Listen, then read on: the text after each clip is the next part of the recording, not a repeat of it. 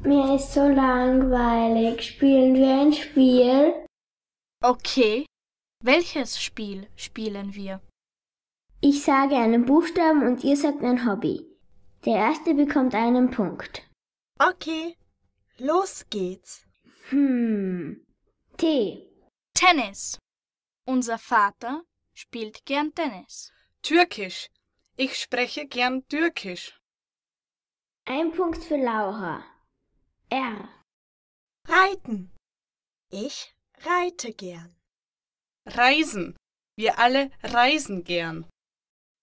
Ich reise nicht gern. Ein Punkt für Natalie.